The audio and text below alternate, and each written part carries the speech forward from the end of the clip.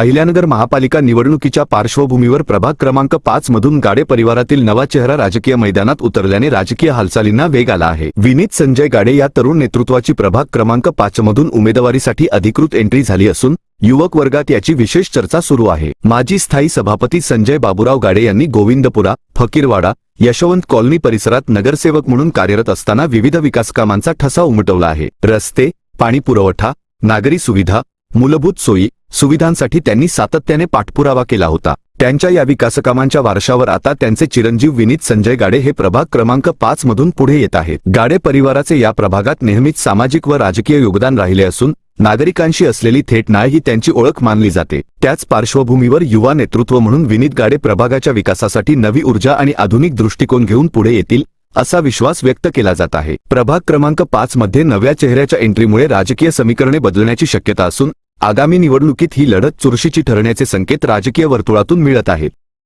नमस्कार, मी विनीत संजय गाडे, ward number 5 मधून नागरिकांचा मागासवर्गीय या गटातून निवडणूक लढण्याचा निर्णय घेतला आहे। वडील माजी स्थायी समिती सभापती असताना ह्या वार्डाचा भरपूर विकास कामं त्यांनी केले आहे।